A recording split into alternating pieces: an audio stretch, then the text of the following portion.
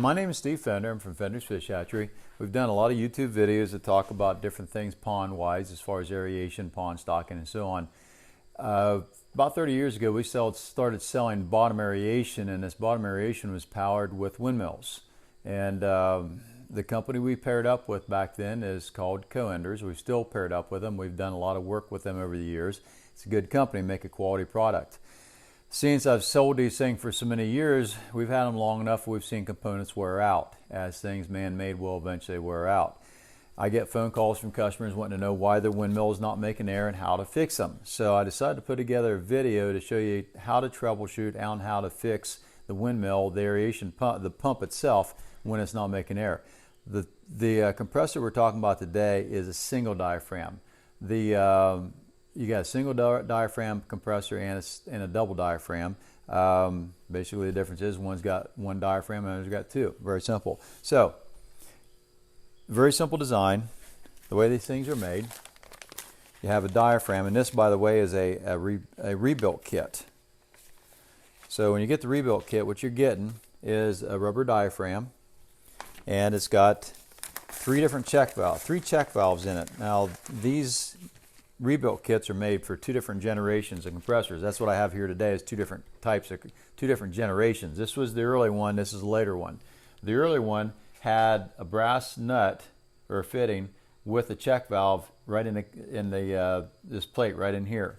The later model, this is your assembly here, it has a check valve. So your little nylon check valve is in here, and I'll show you the difference here in a second.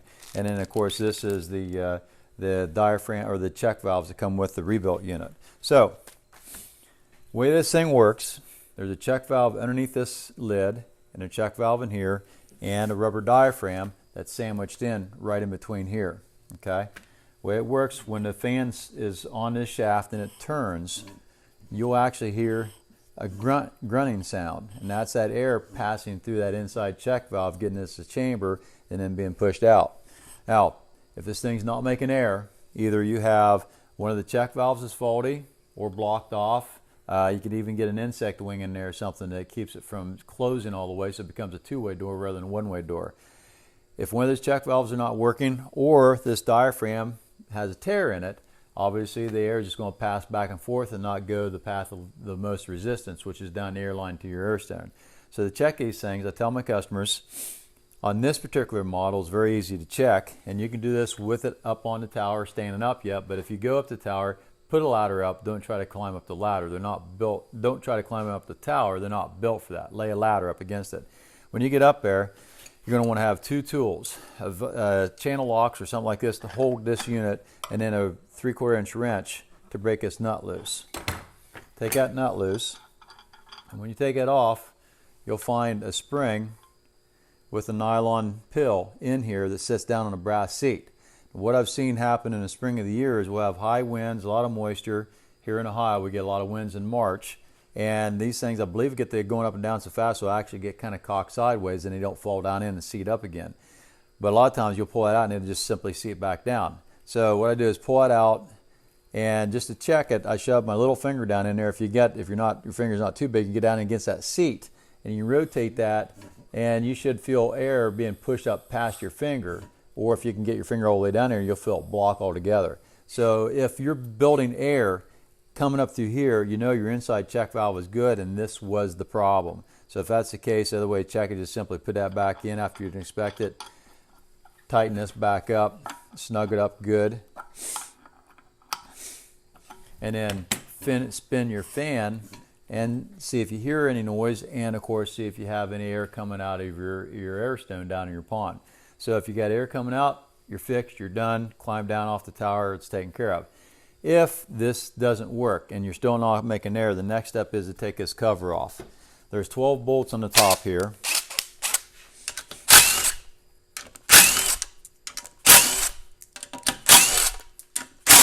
One other thing before I go any further, I want to caution you. If you're going to take this lid off, get a ratchet strap, strap it fast to the fan, down to the tower, tighten it down so this thing can't move on you. Because if you're ever taking this thing off, you have a sudden burst of wind come through and get that fan to spin, and something's going to go backwards on you real quick. Possibly you right off the ladder.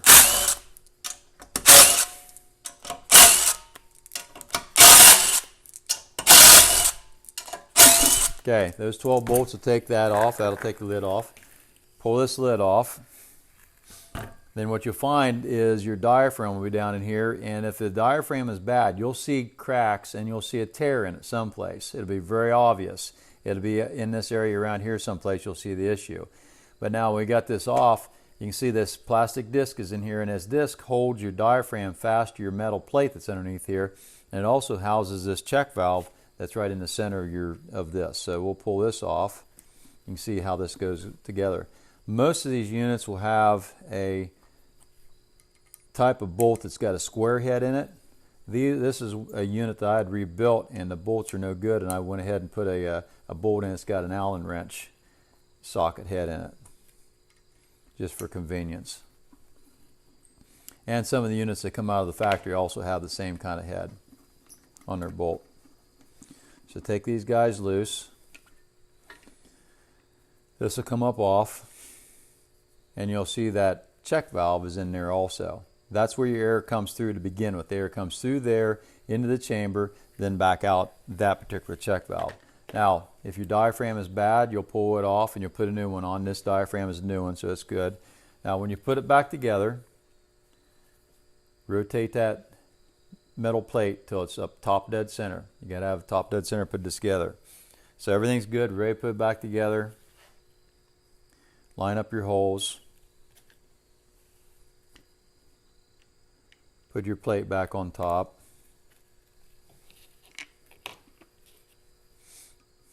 Make sure you paid attention how this thing come apart so that you put the check valve back in the right direction. I've actually had customers bring these things to me. They weren't making air, and I took them apart, and the check valves are put in backwards. So that doesn't work.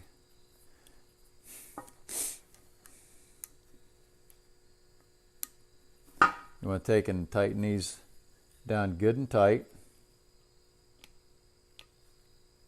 But not so tight you distort anything, but snug them down real good so they're not going to come out. That metal and plastic is not going to let it scoot apart, so it'll stay together. Alright, so that's tight. Here again, make sure, see the way this unit works is you see that thing goes down and it comes back up. And it's pushing air out through like that. So now to put it together, like I said earlier, bring it top dead center, like that. Put your plate on.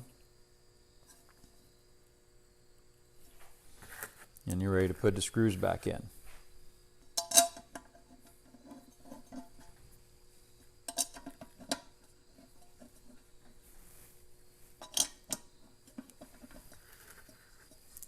I find it's a little bit easier if I kind of jump from side to side, because that rubber diaphragm in there it's just a hair wider than what the bolt holes are, so it'll kind of give you a little bit of restriction. You have to kind of pry those bolts in a little bit sideways.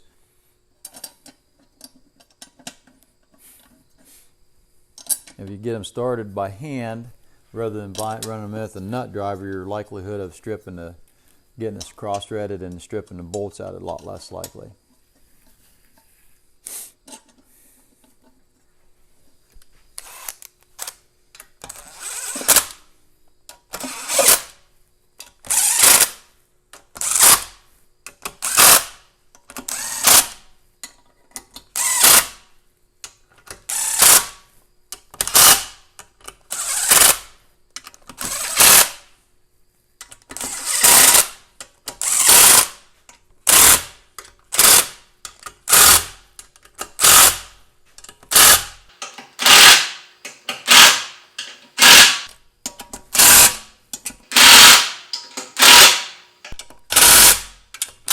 I'm careful not to torque it down too much.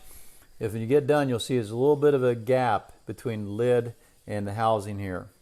And that's the right way, because this lid, what it's doing is this clamping this rubber disc in between the lid and the housing, and that gives it a seal. So there's a chamber in there. When this thing goes up and down, it's able to be airtight, it's able to pull air in and out.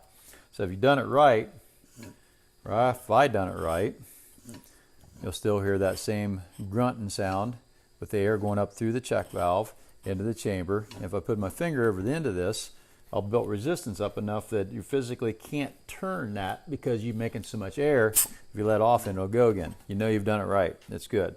So that's why you want to check these guys out. Now this particular unit, if it's not making air, the check valve's inside. It's this same check valve that I showed you on the inside there. This check valve is inside underneath this brass fitting, and then there's the disc. Once you get past this, everything is the same as what I just showed you in here.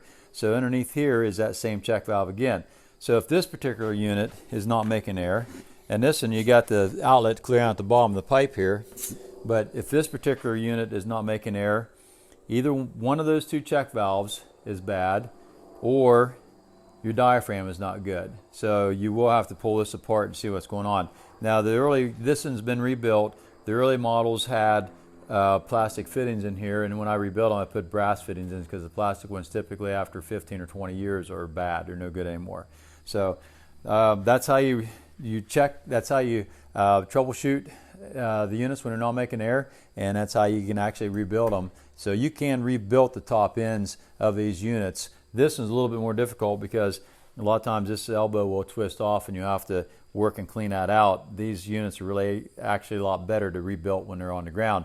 And also, if you know how old a unit is, if it's 12, 13, 14, 15, 16, 17 years old and it's not making air and the diaphragm needs rebuilt, chances are you're getting fairly close to needing bearings rebuilt also. And I tell my customers, if you had it that long, you're probably better off take it down, take it apart, disassemble it, get the bearings, get the diaphragm rebuilt kit, and do everything at one time, because chances are you'll do this and a year later you'll be laying it back down to take the thing apart.